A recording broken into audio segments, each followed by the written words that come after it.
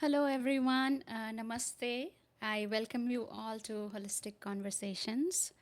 And today we have with us Danielle Bernock, if I'm pronouncing correct. I'll have to check with her.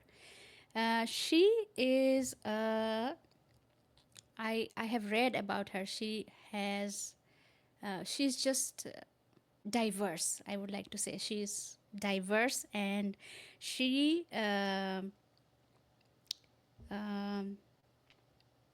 leads others into the transformation they long for through her books, coaching, courses, workshops, and speaking. She is a relationship repair specialist and is known as the lady on the internet who loves you. Wow, isn't that amazing? We have someone who loves you.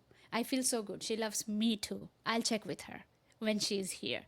Okay, without further delay, I would like to bring her in and we can get started there. Namaste, Daniel. Welcome to Holistic Conversations. Thank you for having me. Yes, I love you. Okay, I got my confirmation, validation. I'm seen, I'm heard, I'm good.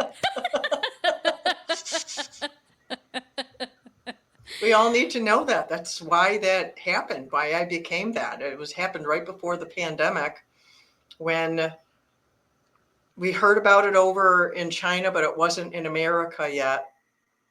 And I could feel the fear in the air.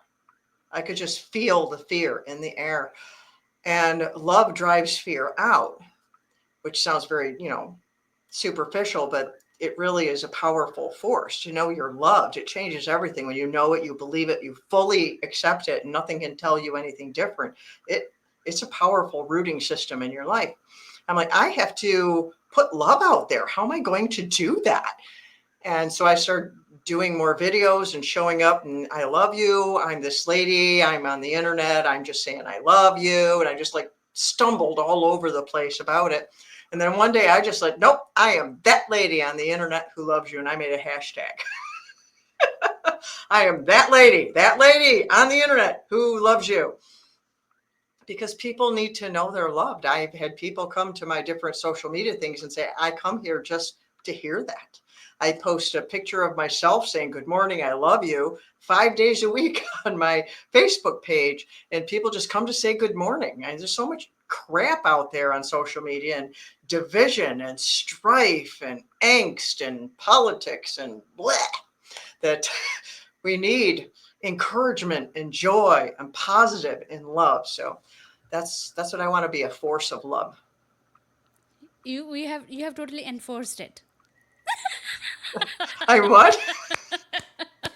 You have totally employed your force, like you have empowered the way you're like, that lady, I'm doing it, I'm going it. Yep. Wow, I love your energy, and you did it, and I found you, and thank you for being here, and thank you for saying I love you to me, and I can say that to you, I love you too.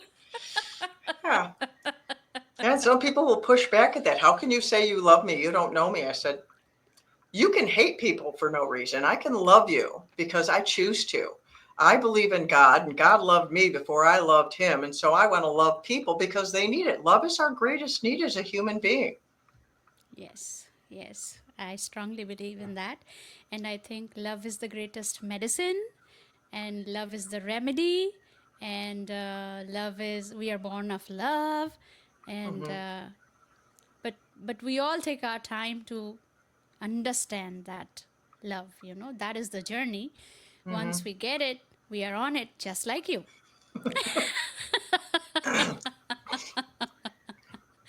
So, I would like to ask this question: how have you found love in your life?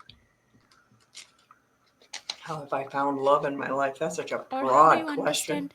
Yeah, when did you first understand this concept, love? This, this, When did I yeah, come to know and believe it and understand it I and think, yes, internalize it like that? yes, Yeah. I think Oh, you got it. that was a very long journey, like you said.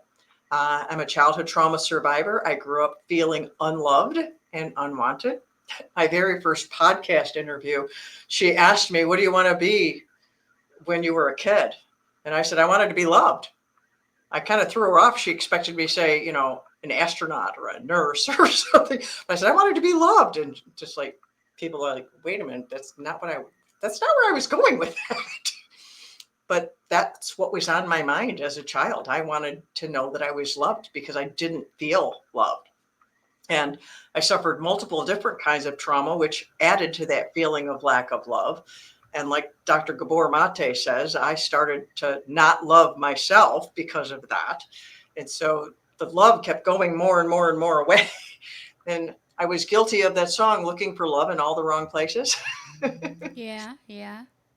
And it wasn't until I met my husband, God brought him into my life, that it was the beginning of understanding love. It took a long time. I was a follower of Jesus to some point as a child, but I had trauma in the church, so that kind of wrecked that. Mm-hmm. Yeah. And then other trauma that happened after that I blamed him for, so I was mad at him. So I'm not talking to God. It's all his fault, which is Absolutely. Yes. not Yes. true, but that's what I believe. We believe a lot of Yeah. lies when we go through trauma. Yeah. Yeah. I fight with my God. Anything happens, I'm going to sit here, pray, fight with you. I'm going to tell on you. You did it. You, right? What's so cool about that is God can handle that. Yeah. And if you Yeah. read about Abraham wrestled with God. Jacob wrestled with God. Moses argued with God. David, you look at the people. I mean, Peter in the New Testament. I mean, we're all a bunch of knuckleheads. It's like, so, and God knows what He gets when He got us. Yep. He wasn't, Totally. like they say, we weren't born yesterday. Well, God wasn't ever born. He knows. Mm-hmm. Yeah. Yeah. He Yeah. knows. So it's like after I reconnected with God, then I started like having some hope in my life, though Wow. my relationship was really messed up because of the trauma. But I had hope. And through that, God brought my husband into my life. And that's a whole different story that Hmm. it's in my book, Emerging with Okay. Wings, if someone wants to Yep. know the story. But we started, I'll call it going out. Wasn't we'd never dated like standard dating. We went to this Bible study and we went to a group horseback riding, but only he and I showed up, and all these different things. It was just random things like that. Well, it started August 6th and we got engaged September 1st that same year. So it was a very supernatural way it happened. It was very strategic. You could just feel how it was like something's going on, like cue the Twilight Zone music. And we got married the following year in February. And he was my first encounter with unconditional love. Oh, wow. Because when we first started going to these things together, the very first night we went to that, we came home, we walked around the city till 3 o'clock in the morning. So we spent time, and I just told him everything about me, oversharing all over the place, which is what trauma people do. But I was trying to make him go away. I wasn't Yeah. Yeah. sharing Yeah. because I wanted to build this deep relationship. I was afraid to get attached to him Mm-hmm. because then I thought he would go away because I Yeah. had that happen numerous times in my life. Mm-hmm. So I told him every deep, dark secret except for one before, and it didn't phase him. He wasn't even phased. He's like, "You're a different person now. That's not you." And it Wow. astounded me. It astounded me. And then after we got married, then I finally told him the last one, which I'd never told a soul. And I was so ashamed of this thing.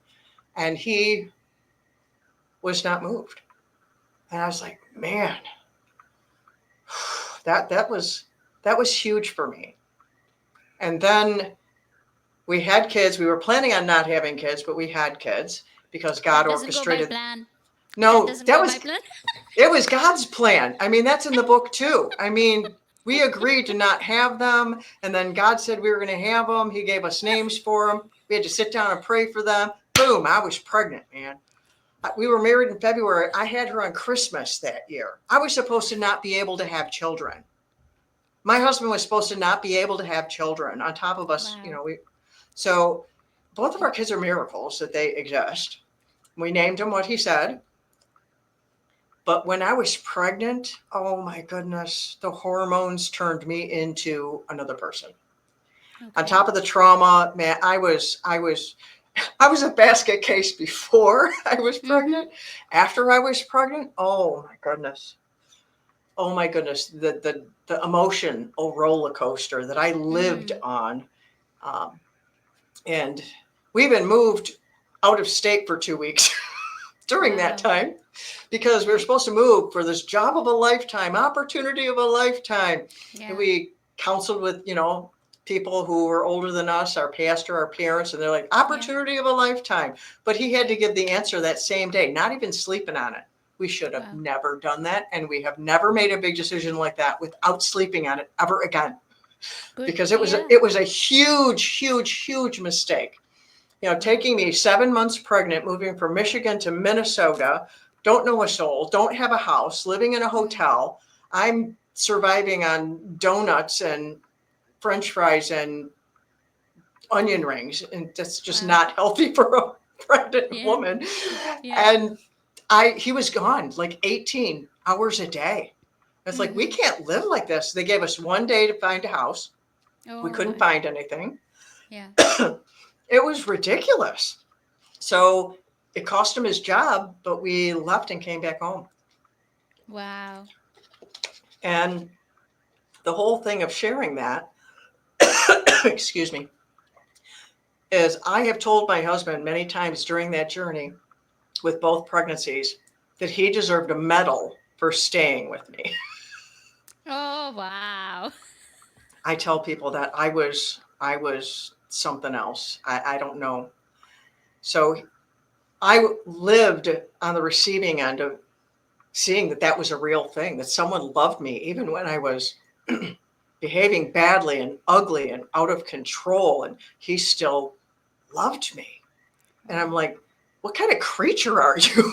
Mm-hmm. Kind of No, thing. I get it. Yeah. Yeah. And then, our journey in the church was a different kind of journey. We went to a couple different ones, but it took me 35 years to believe that God loved me no matter what. Part of that was due to religious trauma, Mm-hmm. part of that was due to just trauma in general, Yeah. and part of that was due to my childhood emotional neglect, Mm-hmm. all the different layers. But God was so faithful. There would be a layer at a time. And in my journals, I have it documented that I finally believe it. And then I'm like, no, I don't. I finally believe it. No, I don't. But I Mm, back remembered and the forth, day. back and forth, back and forth. Yeah. Yeah. But Yeah. there was a day, I had a day where I had that breakthrough, and I knew it just like I did that. I am that lady on the internet Yeah. who loves Yeah. you. I had a day like Mm-hmm. that. And it was a day after I had behaved badly, Mm-hmm. and God still loved me the next day. Yeah. And he walked me through that. And I had this erroneous belief that I need to love God or die. Oh I mean, wow. yeah, Okay. that's severe. Okay. I mean, that's the trauma. Mm-hmm. And it's like, no, he loved me first. Yeah. He loved me first.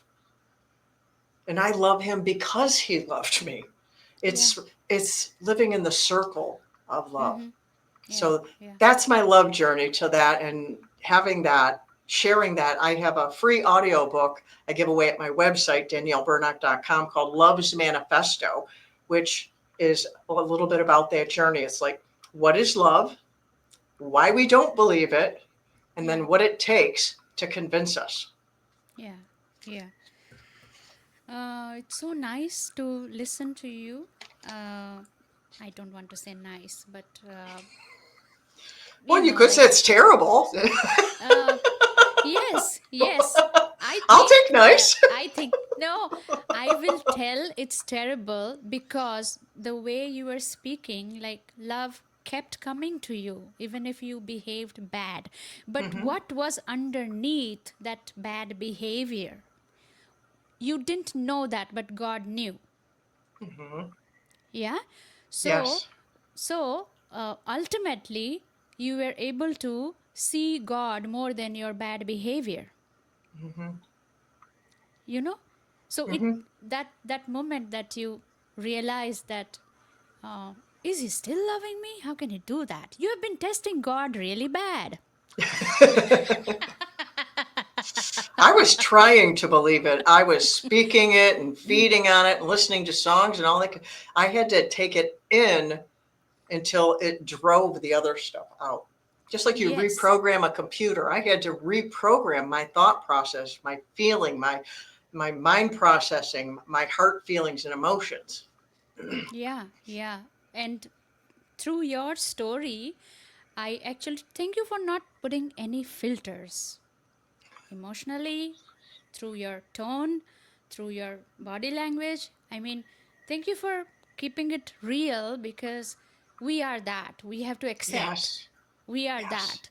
And yes. we have become that because of something that happened to us, is the past. We are doing this because of the impact, and then the future is unknown, so we there's no guarantee that God is there, so we have to testify, like, I don't see God. I don't see God because I Hmm. cannot come out of that mindset.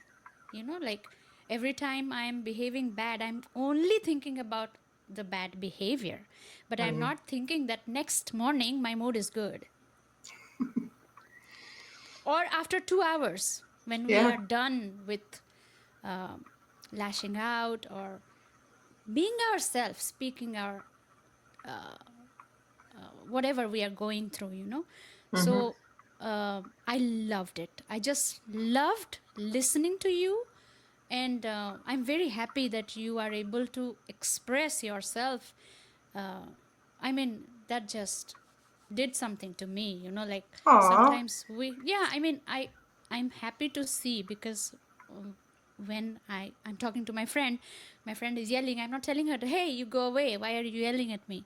I'm just sitting and I'm listening, and I'm asking, are you done? Do you still have to say something? You can yell. I'm here, you know so Mm. that kind of, I felt like I understood what presence feels, Hmm. with the experience that I had with you. I felt like presence is a good thing, Oh, even if you are yes. not speaking, Yes. even if you are listening, Hmm. when I am yelling, my friend is just listening to me, Hmm. and I'm at my worst.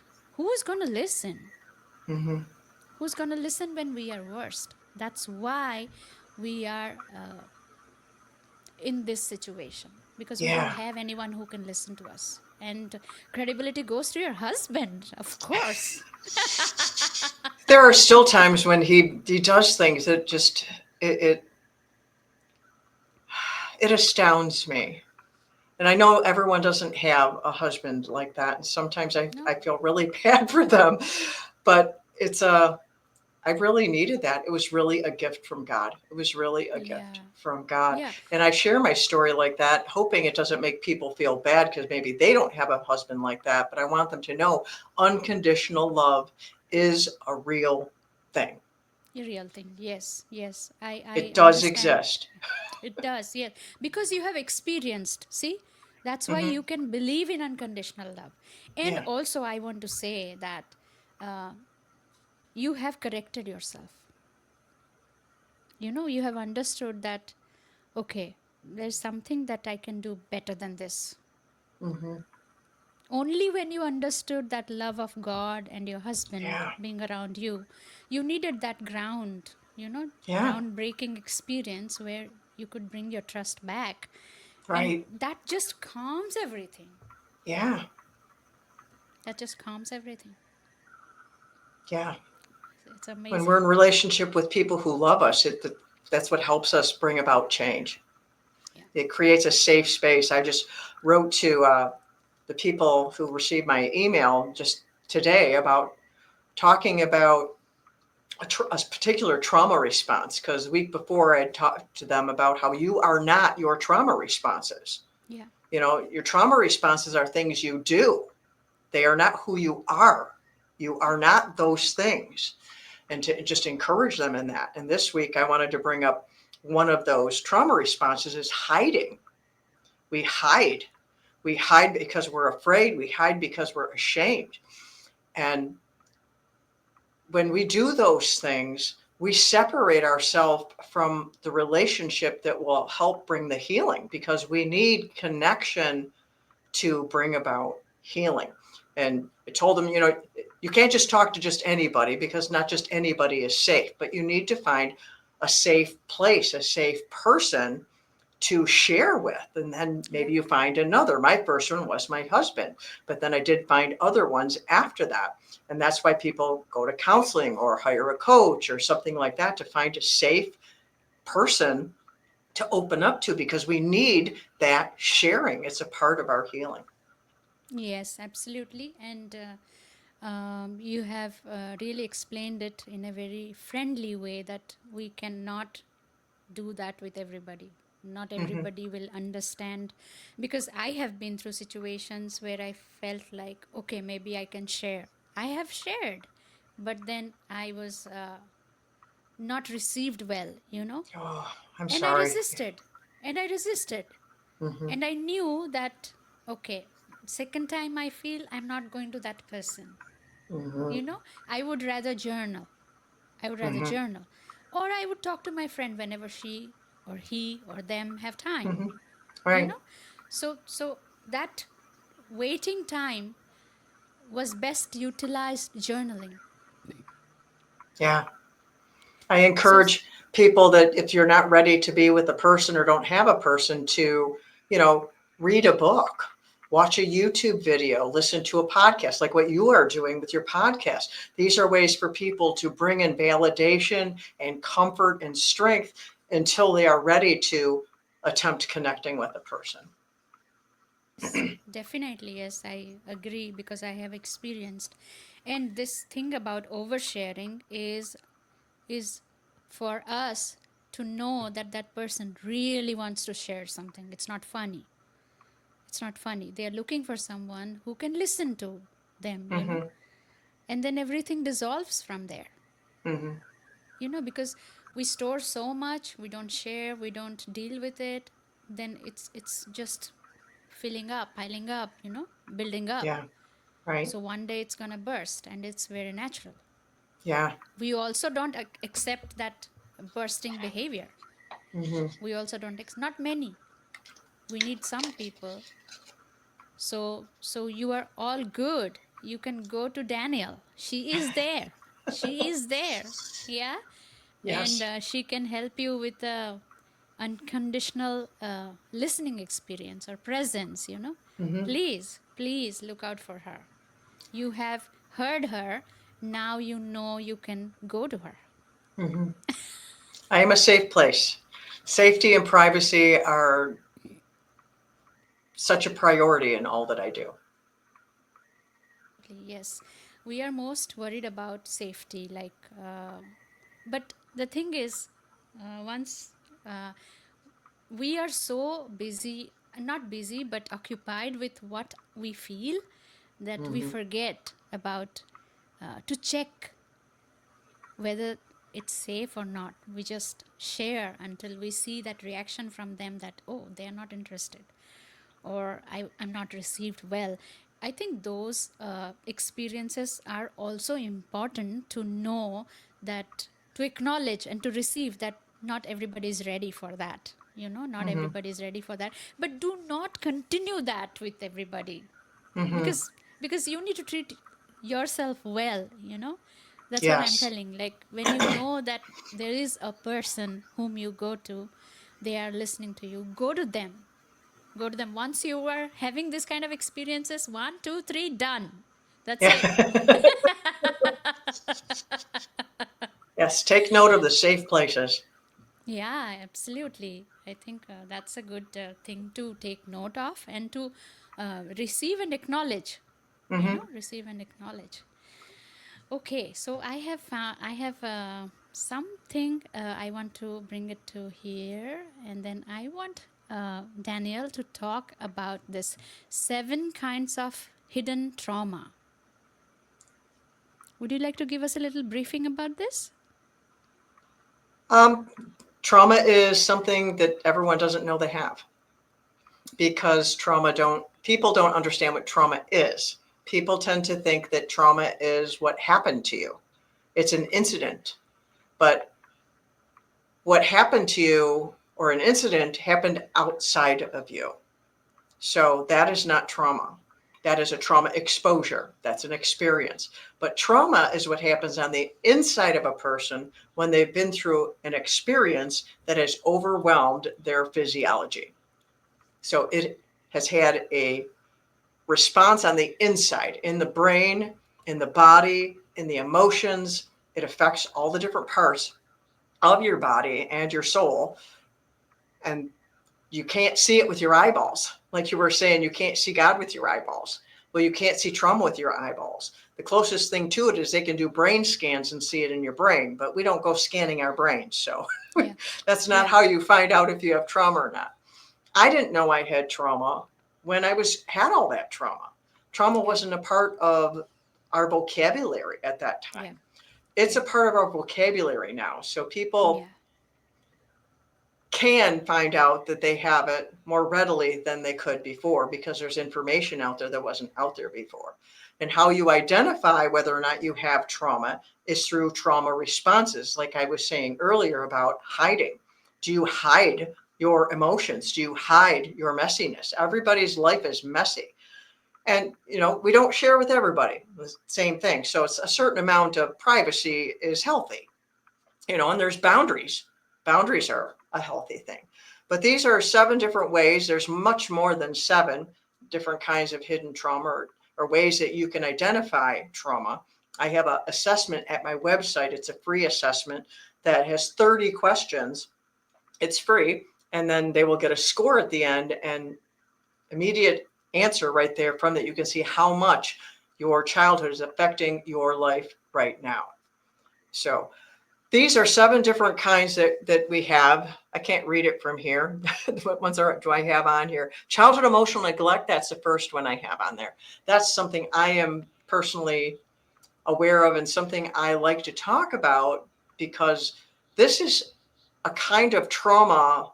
It isn't something that happened to you. It's something that did not happen. If you have been through abuse or bullying or verbal abuse or gaslighting or been beaten or gotten into a fight or something like that, that's something that happened. And you can go, that happened.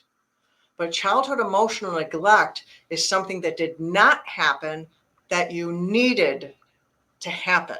So it's like an empty space. And it's one of the hardest things to recognize and validate in your life because it's invisible. Yeah. It's invisible, and there are emotions we feel with them. We have a hard time validating something that's invisible. Yeah. It's invisible. I'm making it up. I'm making a big deal about it. It really wasn't that bad.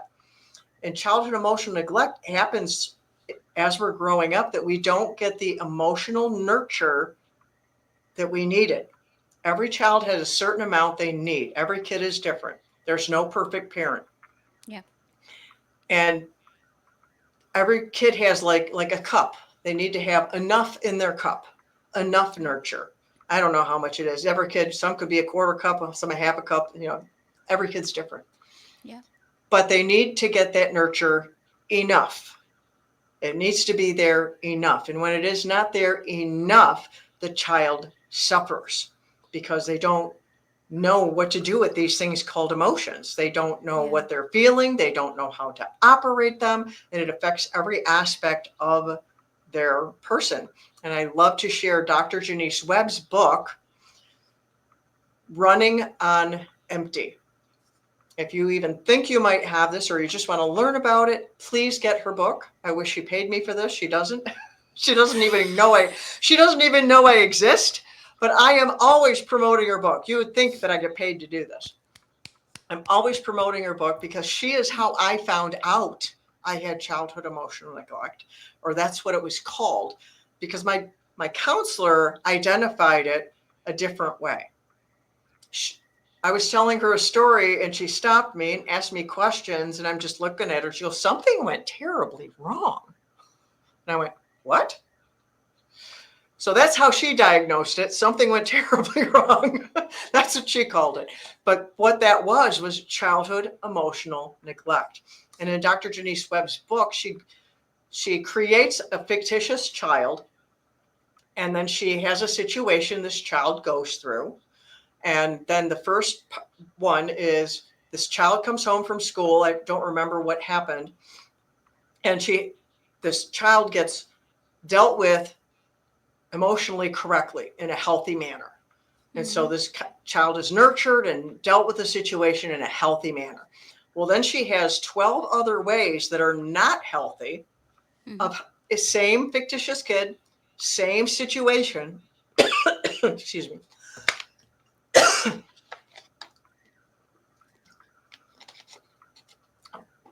But she unpacks it 12 different ways. And Wow. you read that and you go, wow, I found myself in 3 of those 12. Wow. And because it's in an illustrative way, Mm-hmm. you can see, you can understand, and it's very validating. So, childhood emotional neglect, get the book. I got the hard copy and the audio book. I'm a big proponent of that book. Yeah. So the name And of the then, book is Running on Empty, right? yes, Running on Running on Empty Empty. by Dr. Janice Webb, Jonicewebb. Okay. Jonas Webb. Okay, I'm going to post this when I'm uploading your video. Yes, if I can help someone heal by sharing someone else's book, I do that because I Yeah. really want to help people heal. I don't work for everybody because that's just life.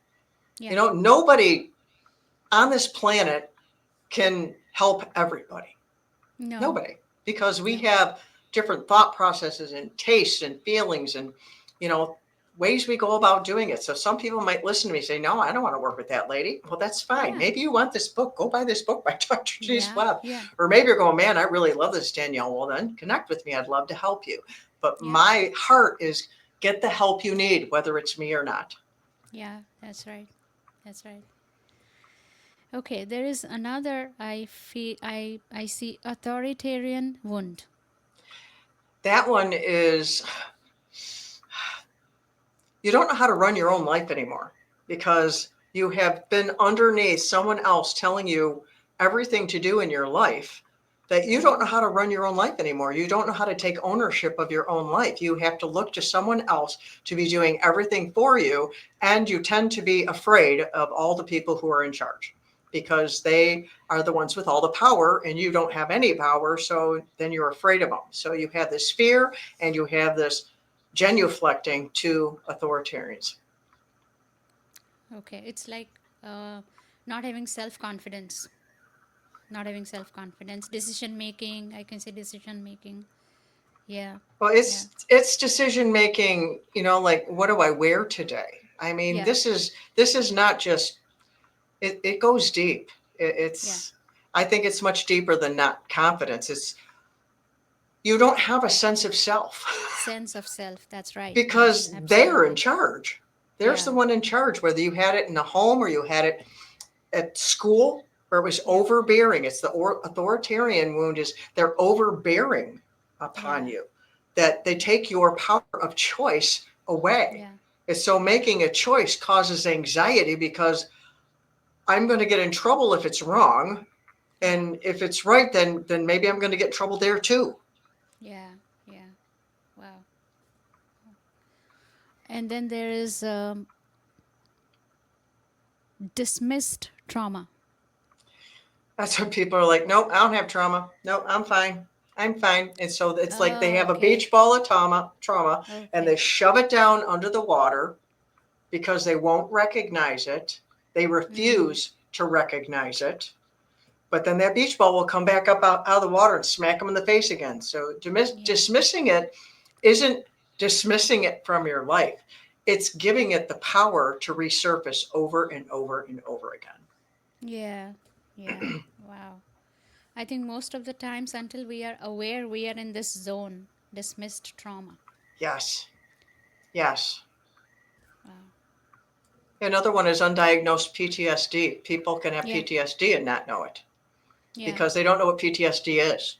Yes. In my book, Because You Matter, between the chapters, I have a story of a different person's story. I interviewed 10 different people and shared their story of something that they went through and overcame.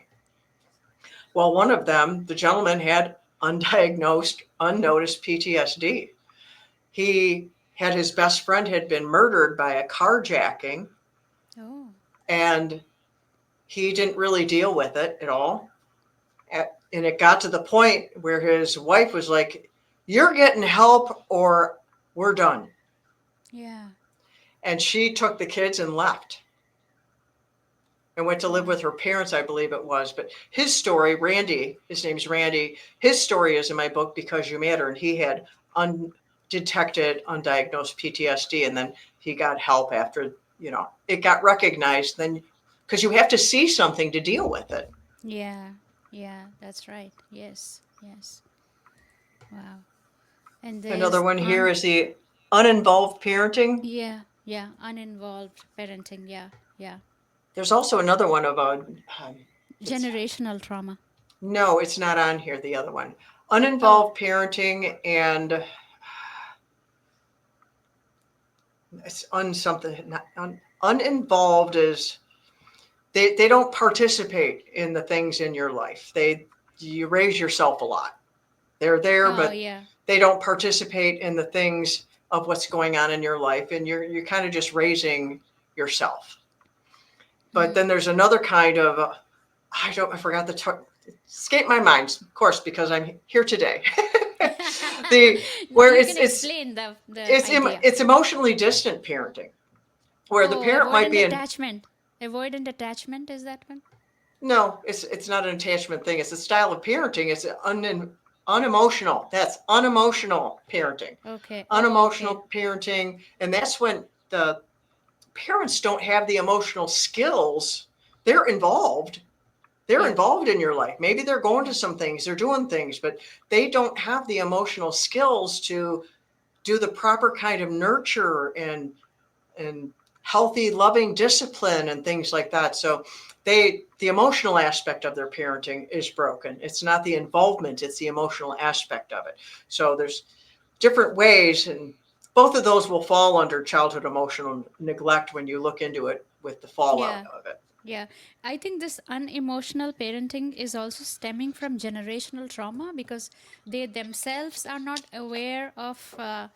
Um, Maybe they were also having unemotional parenting or some kind of situations in their home where they um, were not able to deal with their emotions or talk about being emotional. That is seen as a weakness or something. In some cultures it's like a weakness or Mm-hmm. something like that. Yeah, that's true. Generally, it stems from that. Not always, but generally, I know with my parents, it was. They didn't even know they were traumatized. But as I've healed and I look back and I learn and I have so much compassion for my parents, I Yeah. know they did the best that they knew how. Yes. I, my mother and I repaired our relationship, and I was very close with her when she passed. So I learned a Mm-hmm. great deal from her about it. And the compassion I have for them, they did the best that they knew how, but it wasn't enough for what I needed. And Yeah. many people don't want to address their trauma. They will dismiss it Yeah. because they don't want to blame their parents. Well, you don't have to blame your parents. You Yeah. see, they didn't give me what I needed, even though they tried really hard. I mean, I can go out and try and make the NBA basketball team. I can try really hard, but they're not Yeah. going to put me on their team. I Yes. don't have the skills for that. That's right. And that's all it is they didn't have it. They may have tried, and if they're still alive, hopefully you can talk about it. My mom and I, we talked about things. I wished she was still alive after I learned about trauma. We Yeah. healed our relationship, but I didn't know about trauma back then like I Yeah. know about it now, so we didn't discuss it in the same way. But if you have a parent that's still alive and you can repair that relationship if both sides want to work at it. If you have two Yeah. sides, it takes two because a Yeah. relationship is two people, not one, two. Yes. You can Yes. work on that, you can heal it. Generational trauma can be stopped. It takes work, but it takes someone saying, it stops with me. It stops here. The bus stops here. Yeah. My mom started to deal breaking generational trauma before she even knew what that was, just by her reaching out to me and Yeah. asking me if I wanted to be friends. And we started repairing our relationship and we started unpacking our wounds, not even knowing that's what we were doing. Wow. But we did, we disassembled and deconstructed the grief and trauma that we were aware of in our lives that affected each other. And it created a vast difference in my life and even dealing with my trauma, doing the best I knew with my kids. And I have talked with them. They're married, they have kids, and I've apologized to them. And I said, if you have something you want to discuss, I'm probably guilty. Let's talk about it. And my kids, how they parent their kids, not perfect. No parent is perfect, but Yeah. the emotional intelligence that my kids have far exceeded my ability. Yep. And so their kids can do even better. You can improve it with every generation if someone is working on it.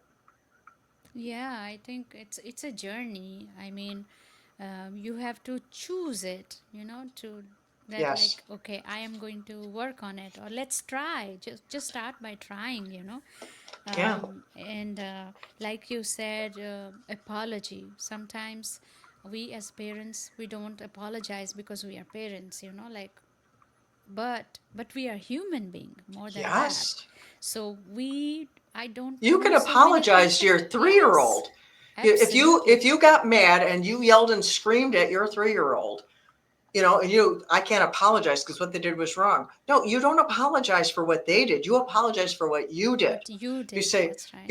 what you did was wrong, but it was wrong for mom to yell at you like that. I'm Yeah. so sorry I yelled at you like that. There was a better way to handle that. What you did Yeah. was still wrong, but what I did was wrong too.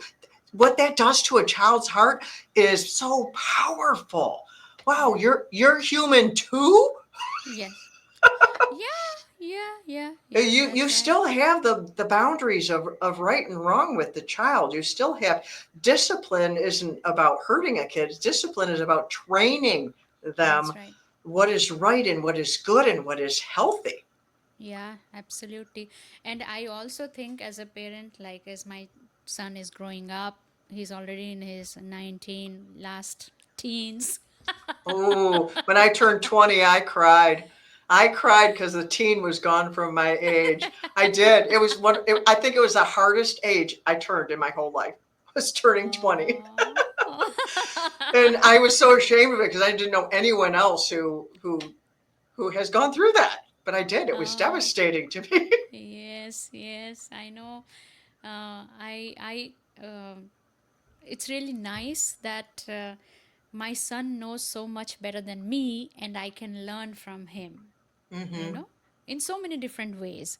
It's Yeah, okay, I'm his mother, but I'm still a human being, like, right. I still have my areas where I need to know this, learn this, So I think that has helped us build a good relationship, a healthy Yeah, relationship, like, uh, we can talk about it, we can laugh about it. My yeah. son is like, oh, mama, you don't know this. I say, yeah, I don't know this. That's why I have you. Come on, help me now.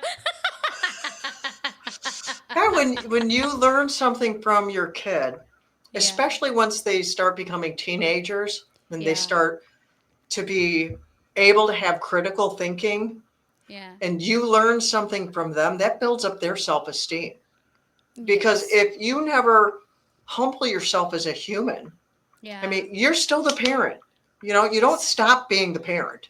You need to yeah. still be the parent, but you need Yes, to not do the authoritarian wound to them. You need to let yes, them teach you something.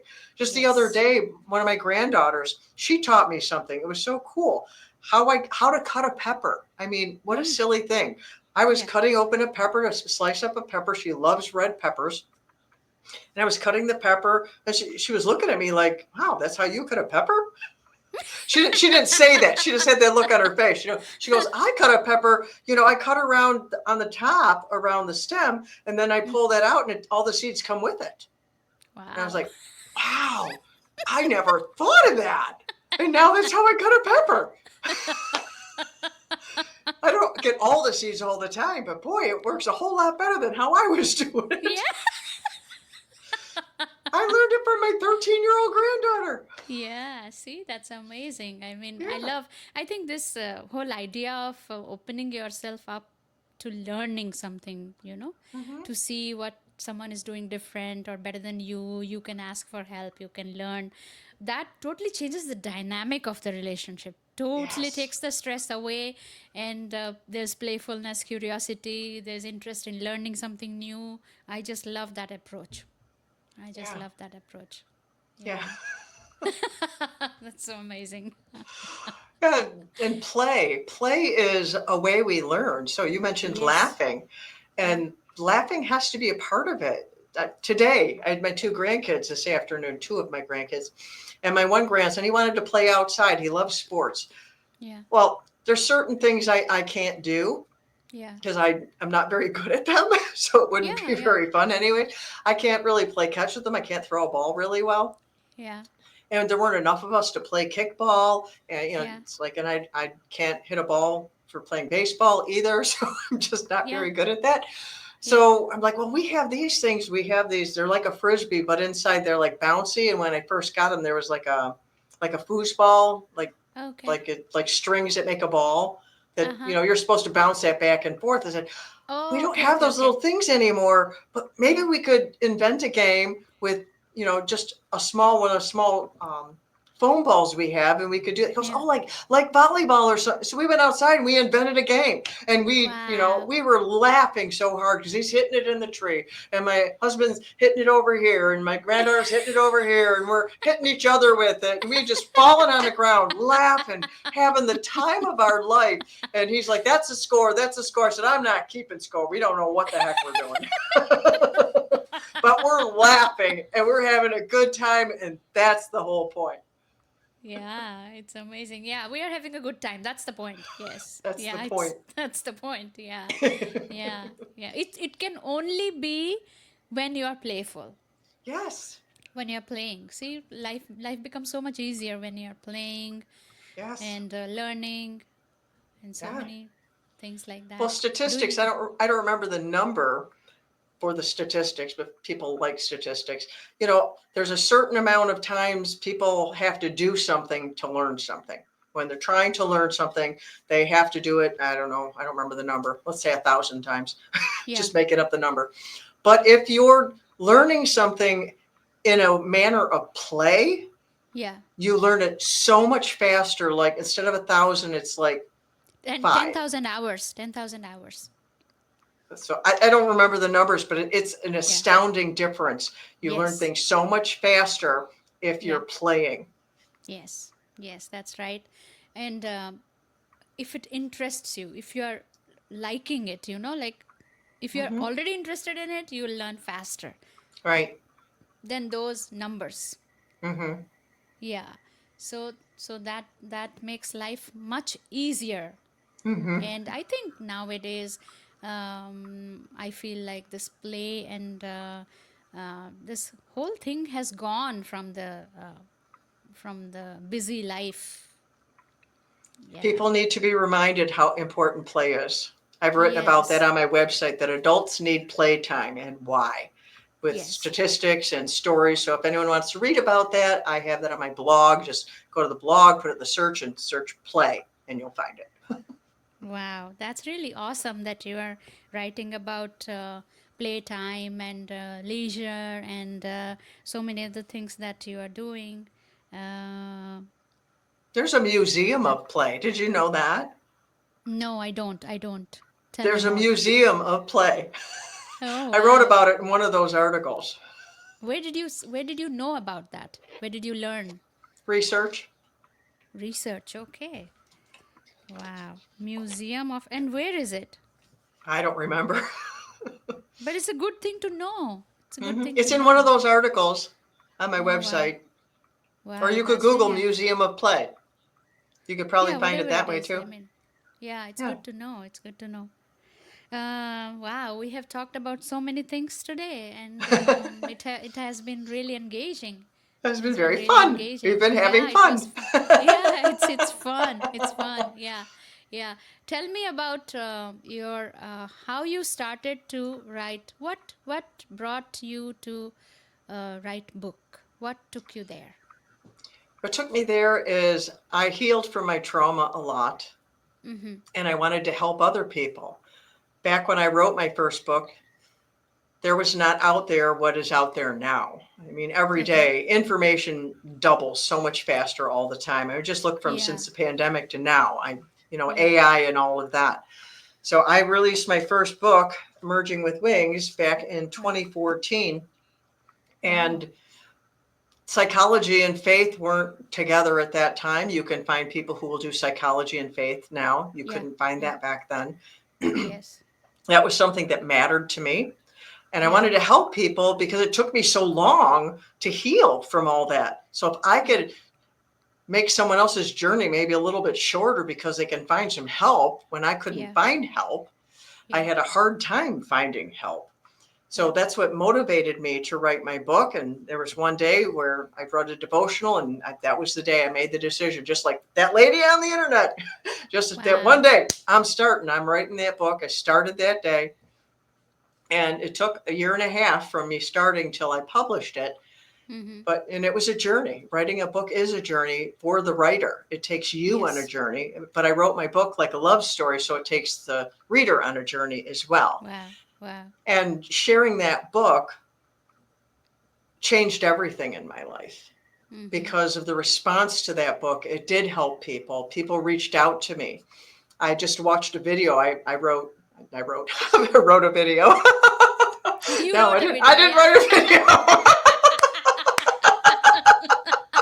You go, girl. You write a video. Yes, you do.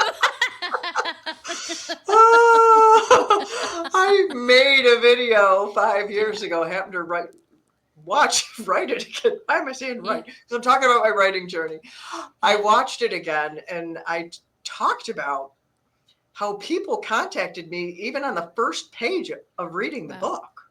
Wow. And I was shocked at how much of a difference my book made in people's Yeah. lives. And I'm like, well, maybe I ought to like do some marketing or something. I didn't do a book launch, anything like that. I had no clue about such things. Didn't do marketing that I was Yep. aware of, though now I learned that a couple of things I did just to share it with people. Wow, that was Yeah. marketing. Oh, Yeah. who'd have thought? I accidentally marketed it. Wow. Amazing. Yeah.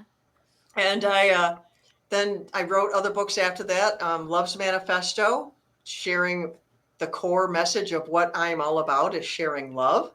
That's Mm-hmm. what that was about. I was aligned with a writing mentor at the time, and he Wow. wanted us to write a manifesto. That's what you're all about. So I wrote my Wow. Love's Manifesto. Then I wrote A Bird Named Pain, which is only available digitally.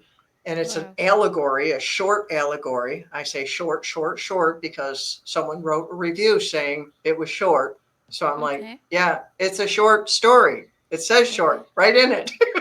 Yeah. Yeah. Yeah.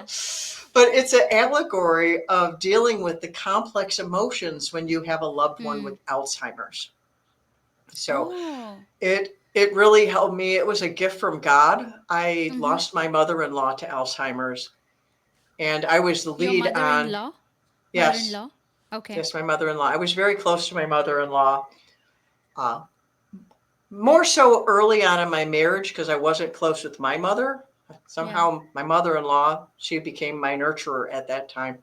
Wow. I've written about her in my book too. Yeah. But I helped take care of her and things like that. And the emotions that I was dealing with, I couldn't deal with. I didn't understand. I was choking under what was going on inside of me. It was like a whirlpool. And I came home one day after visiting her in the assisted living place she was at, and God just downloaded to me this story. I just sat down at my laptop, I just wrote it out and did very little editing. And So I released that out there. I did it on Audible first, and it's also available on Kindle. And the story is also inside my book, Because You Matter, which is the one I wrote after that. So Bird Named Pain Wow. is in there as well. And Wow. that is the subtitle of that is How to Take Ownership of Your Life So You Can Really Live. And I Yeah. explain the difference between responsibility and ownership, Ownership. because there's Okay. a big difference there. Remember when I was talking about the authoritarian wound and Yeah. how you don't know how to do that? Yeah. So Yeah. this is to help people do that, take ownership of your emotions, of your choices, of your courage, of your Right. mess, pain, all the different aspects of your life. And as I said, there are 10 different stories, one between each of the chapters, of something that someone went through. Because maybe my story you can't relate to, but you could relate to Randy's story, who lost a friend through a Hmm. carjacking. Maybe you know someone who was murdered. Maybe you know someone, you lost a close friend. But all these stories, all 10 of them, are very different from one another to try and reach as many people as possible to validate their trauma and empower them to reclaim their life that this trauma tried to steal from them. Now, my Wow. most recent book is The Taco About Your Value, Fun to Feed Your Self Esteem. Wow. That's an activity book I created with my grandson, Gideon, Mm-hmm. because he's an artist, among other Oh wow. things. Oh wow. And he had drawn all these tacos, pages and pages of tacos, singing and dancing and being mechanics and nurses and from different countries. And they were all having a good old time. But then on one page, there was one burrito, and the burrito was upset. And I'm Oh like, my. Gideon, what's wrong with the burrito? I mean, all the tacos are happy. What's going Yeah. on? He said, he's upset because he's not a taco. And I was Oh. like, oh my goodness, that cut me to my heart, because Yeah. I thought of kids who feel that way. Yeah. I'm Yeah. not a Yeah. taco. I'm not a cheerleader. I'm not the math Olympian. I'm not the football quarterback. I'm not the fill Yeah. in the blank, whatever they deem to be better than them. Yes. I said, Gideon, we have to do something with this. So we Yeah. talked about it, worked out what we were going to do, and we created this activity book, Wow. which has the main character, Gary. This is Gary. Oh, nice. Oh, wow. Felt figure, yeah? Yeah, I did that one out of felt. And then Mr. Squibbles is a sidekick. He's a cat burrito. Oh, wow. Not just a burrito, he's a cat burrito, because my Gideon Wow. loves cats. Oh, And wow. see, Mr. Squibbles thought he didn't have any value. He was like that burrito on the page Oh, until okay. he met Okay. Gary. But Gary loves Yeah. everybody. He's kind of like that lady on the internet who loves you. Yeah. And he finds people and he's like, no, Mr. Squibbles, you have value just like you are, just because you exist. You matter. And they Yeah. became best friends, and now they travel the galaxy making friends and putting value into people. It's about Wow. infusing inherent value into kids. It's aimed at young middle schoolers right when they're hitting puberty at that age, because the second leading cause of death in children aged 10 to 14 is suicide. So Oh, my. this book is to help mitigate that statistic. And I had learned that Wow. statistic not too long before he showed me that artwork, which is why it cut me to my heart so much. Oh, So my. if you make a kid strong on the inside, Yeah. they can withstand bullying. They can Yeah. stand up to a bully. They can not be bothered by a bully. Like my friend Yeah. Tom, whose story is in Because You Matter, he was born with cerebral palsy and diagnosed with Asperger's later in life. So he Oh, had okay. Asperger's as a kid, but they didn't know it. Oh, But okay. he had an amazing mother, an amazing Okay. mother.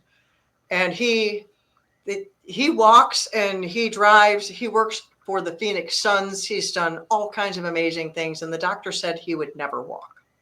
Oh, But my. what his mother did was astounding. And because Mm. of his mother's nurturing and belief in him and pouring into him, he was Yeah. strong on the inside. He was bullied. He had a kid Yeah. light his pants on fire. Oh, my. And he's like, he comes back the next day and goes, why'd you do that? Yeah. And they have a conversation. He wasn't phased by it emotionally. It didn't affect him negatively Okay. because he knew who he was. He knew his Yes. value. And so Mm-hmm. that's my desire, is for kids to have this book, sit with a parent, an aunt, an uncle, someone, to go through it together, because it's Yeah. designed to do that, to talk about it. Yeah. So there's Yeah. mazes and Mad Libs and word searches and fill in the blanks and cryptograms and stories and coloring pages and over 100 different things to do in that. So each one of my books has always had a mission. It's always Wow. been on a mission. Yeah. Like you. Like you. Yes, Unlike yes. you. Yep, on a mission to put love in the world. Yes, yes. And what a beautiful mission that is. I want to ask one more question. Like Okay. sometimes when I'm talking about, tell me about your book, I want to ask uh, how you felt, your relation to yourself when you started to write your book. I want to learn about that if you can express, Yeah. because yes, everybody's writing a book, like, but the process, like when you're writing, like, I love that process personally. I love that process. Like, it's just amazing. Like, I want to hear from you. How was it Well, for you? people write books for different reasons. Like you said, Yeah. everybody's writing a book. Some people, they write a book, I got to get written in 30 days, and it's all about Yeah. them launching some line of product, which is Yeah. fine. That's Yeah. fine. That's Yeah. their mission. Yes, Your that's book right. needs to have a mission. It Yes. does need to have a mission. Yep. And something I stumbled upon, just God must have put it there, is, when you write a book, you need to write it for the reader. You're Hmm. writing the book for the reader. You're not writing it for yourself. If you write it Yeah. for yourself, the reader won't engage, because they're going Mm-hmm. to feel this isn't about me, it's about you. And Yeah. it needs to be about the reader. Yeah. And when I started writing the book, I put myself in counseling to write the book, because I was revisiting things that were difficult. Mm-hmm. And so I had a counselor to talk with every week while I was writing, and encourage me all along the way. My husband was, of course, very encouraging along the way. And God was encouraging me along the way. With all Yeah. that encouragement, and I would get frustrated. I mean, one chapter in the book, Yeah. Yeah. the title is called ARG, Org. Yeah. ARGH, ARG, Yeah. because I Okay. got to a point. In fact, I should read that. It's entertaining. So, the ARG chapter, because it was a journey. And this is what the ARG is. So here I am again, stuck in that frustration. So much to say, so many details. What the freak is important? It all is to me.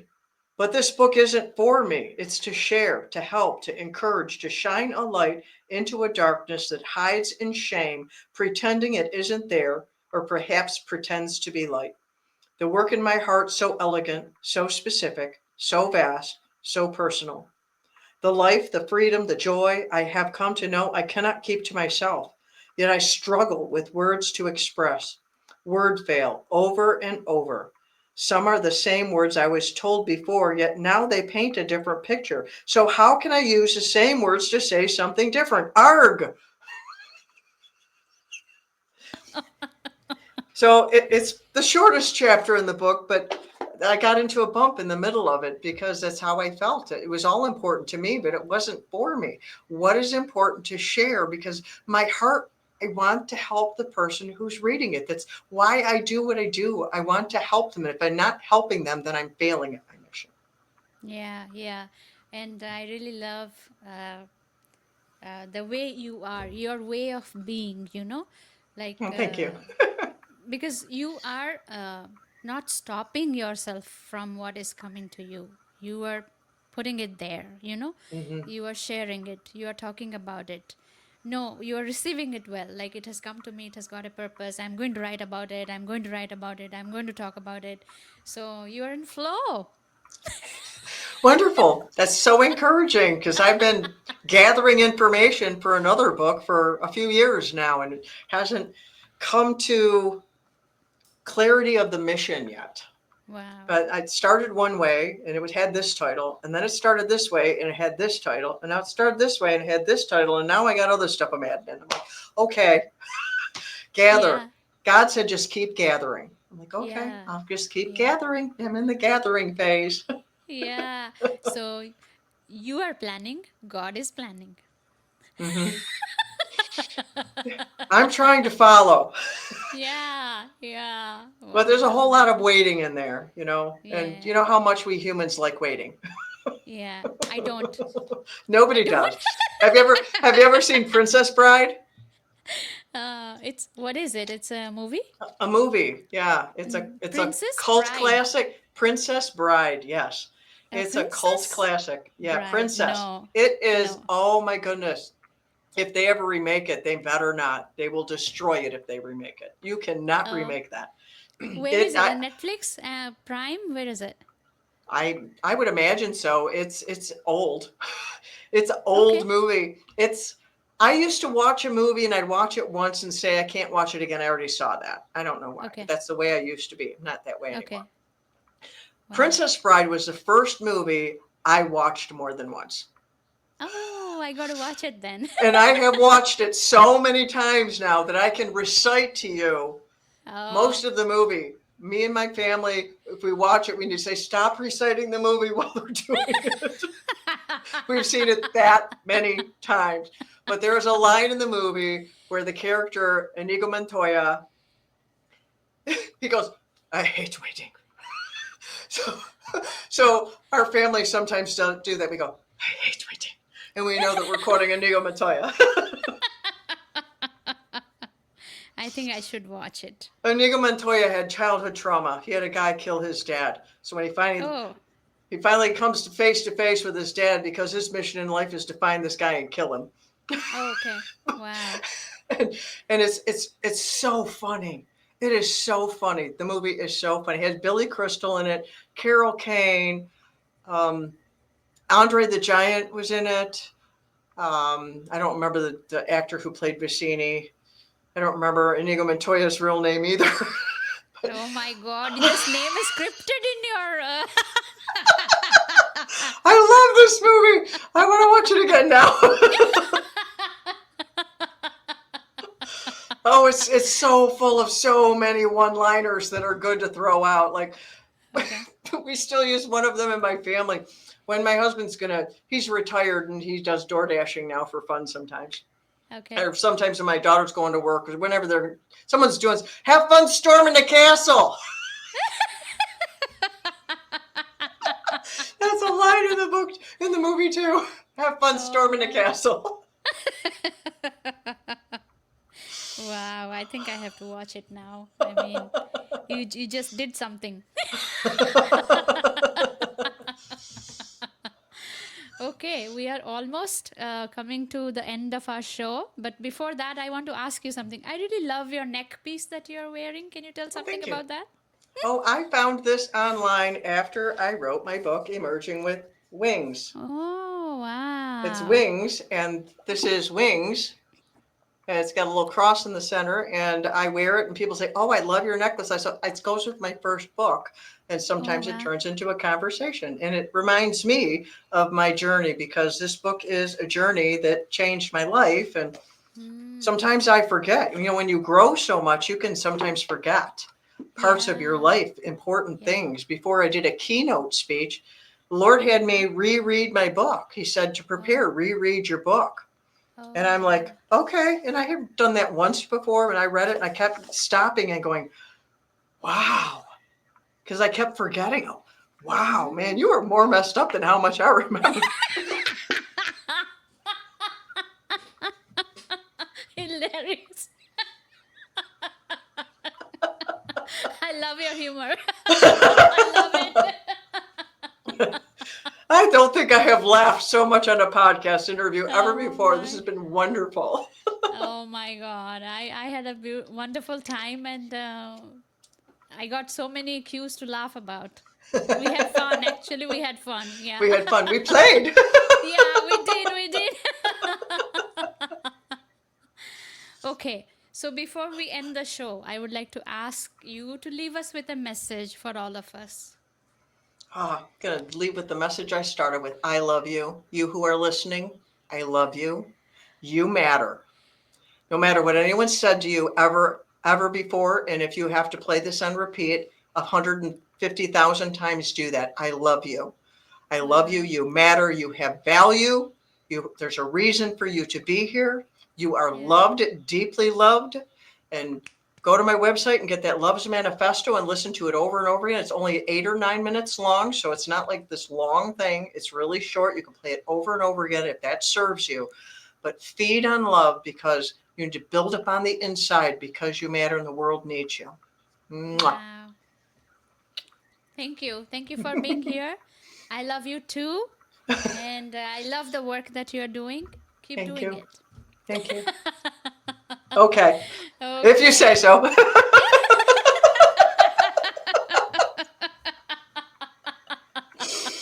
Oh, and I was going to quit tonight. No.